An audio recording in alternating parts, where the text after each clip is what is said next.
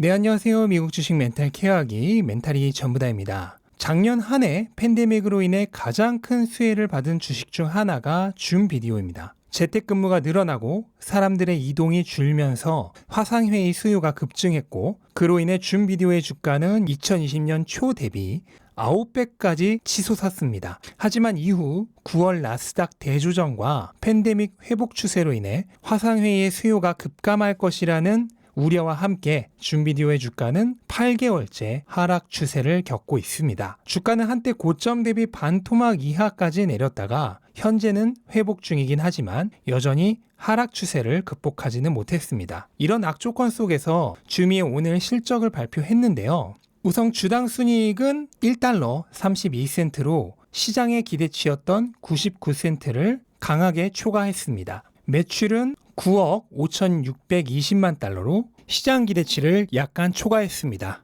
매출은 작년 동기 대비 3배 가까이 증가를 했고요. 수익은 무려 8배 가까이 증가를 했습니다. 이유는 전년 동기, 그러니까 2020년 1분기는 팬데믹이 막 시작되었던 시기였기 때문에 아직은 줌의 수익이 많지 않았을 때이기 때문이죠.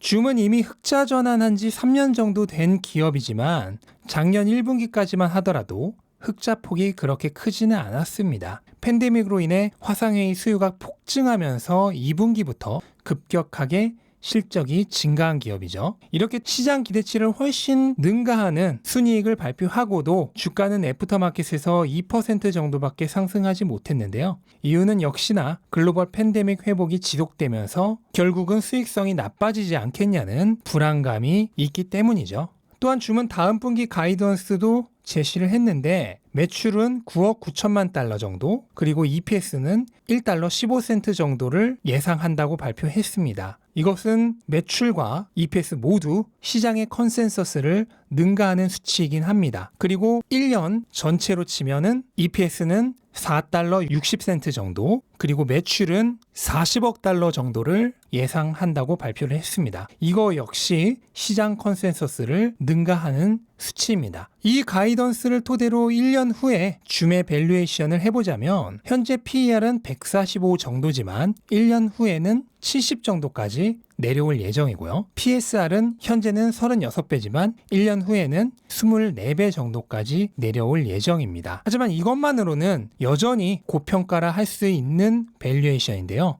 중요한 거는 이 정도의 밸류에이션을 합리화시켜줄 성장성이죠. 기업의 성장 가능성이 강력하다면 높은 밸류에이션은 크게 문제가 되지 않습니다. 하지만 전문가들의 예상은 그렇게 밝지만은 않습니다. 2024년까지 EPS 증가율은 매년 평균 10% 정도로 2021년 말 기준으로도 70배에 달하는 PER을 만족시키기에는 조금 부족합니다. 다만 그럼에도 불구하고 평균 목표 주가는 410달러 정도로 현재 가격보다는 25% 정도 높은 건 그나마 위안 삼을 만한데요. 다만 중요한 건 평균 목표 주가가 지금 가격보다 높다는 게 아니라 이 목표 주가가 지속적으로 내려오고 있다는 겁니다. 그거는 그만큼 애널리스트들의 줌에 대한 평가가 계속해서 하락하고 있다는 뜻이죠. 줌의 수익은 대부분 고객들의 구독료에서 나오기 때문에 고객 확보가 가장 중요합니다. 줌은 작년 한 해 동안 26%의 점유율에서 현재는 업계의 거의 50% 점유율까지 급격하게 성장을 했습니다. 이 얘기는 반대로 얘기하면 이 이상으로 고객을 확보하기는 쉽지만은 않다는 뜻이기도 합니다. 줌의 일간 활성 사용자 수를 보더라도 2019년 1,000만 명에서 2020년 3월에는 2억 명으로 급증하고 4월에는 다시 3억 명으로 급증했습니다. 하지만 12월에는 3억 5천만 명 정도로 증가폭이 대폭 감소된 걸 알 수 있습니다. 줌의 주 수입원인 10명 이상 사업자의 가입자 수도 48만 6,400건으로 지난 분기 대비 2만 개 회사 정도밖에 증가하지 않았습니다. 또한 팬데믹 회복 추세와 함께 기업들이 점점 재택근무에서 사무실로 복귀하는 추세인데요. 이게 줌의 실적에 어떤 영향을 미칠지 알 수 없다는 게 가장 큰 리스크입니다. 한 앙케이트에 따르면 응답자의 60% 정도가 재택근무 중에 낮잠을 잤다고 합니다. 또한 42% 정도의 응답자가 근무 시간에 한 번 이상 데이트를 했다고 하고, 남성의 경우에는 56%가 근무 시간에 술을 마신 경험이 있으며 여성의 경우 76%가 근무 시간에 온라인 쇼핑을 했다고 합니다. 이렇게 재택근무는 근무의 질이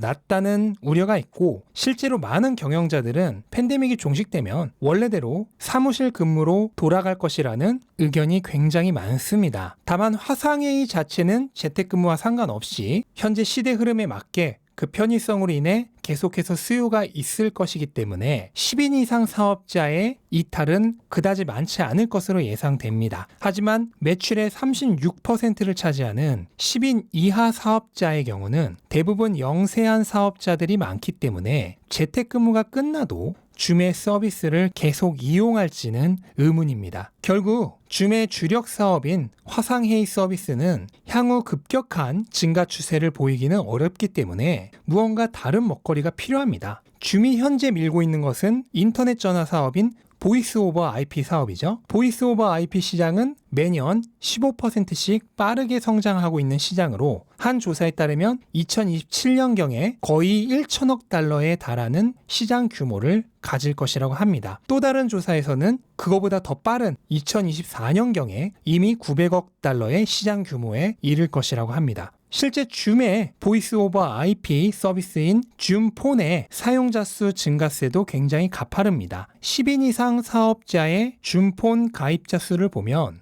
2020년 1월에 2,900개사 정도의 가입자였던 것이 7월에는 더블인 5,800개사가 되고 올해 1월에는 역시 거의 2배 가까운 1,700여 개사로 증가를 했습니다. 이것을 개별 사용자 수로 계산하면 약 100만 계정 정도라고 하는데요. 이번 실적 발표에서는 1월에 100만 계정이었던 사용자 수가 4월 말에는 150만 계정까지 무려 50%나 증가를 했다고 합니다. 하지만 그럼에도 불구하고 보이스 오버 IP 시장은 강력한 경쟁자가 많은 시장입니다. 주요 경쟁자는 마이크로소프트 팀즈 보이스, 그리고 구글 보이스, 또 시스코 콜링입니다. 정말 무지막지한 경쟁자들인데요. 줌이 화상회의 시장에서처럼 이런 엄청난 경쟁자를 이기고 업계 리더가 될 수 있을지는 조금 의문이 드는 상황입니다. 결론을 말하자면 현재 상황에서 판단되는 줌의 성장 가능성을 생각했을 때 주가는 결코 싸다는 느낌은 들지 않습니다. 또한 글로벌 비즈니스 시장이 팬데믹에서 점점 회복되면 될수록 줌의 실적 압박은 점점 더 심해질 것입니다. 그렇다면 굳이 이러한 타이밍에 줌 비디오를 매수해야 할 필요가 있을까 하는 생각도 듭니다. 이런 모든 것들을 종합적으로 판단했을 때 줌을 매수 후보로 두고 관심 있게 지켜보시던 분들이라면 조금 더 여유를 가지고 생각을 해도 충분할 거라는 판단이 듭니다. 물론 저는 미처 보지 못한 줌의 강력한 성장 스토리를 보시는 분이라면 밸류에이션과 무관하게 투자를 하셔도 상관이 없을 겁니다. 네, 이상으로 오늘은 팬데믹 최고 수혜주였던 줌 비디오의 실적과 밸류에이션 그리고 성장 가능성을 짚어봤습니다. 영상 도움되셨다면 구독과 좋아요 부탁드리고 오늘도 즐거운 하루 되시기 바랍니다. 감사합니다.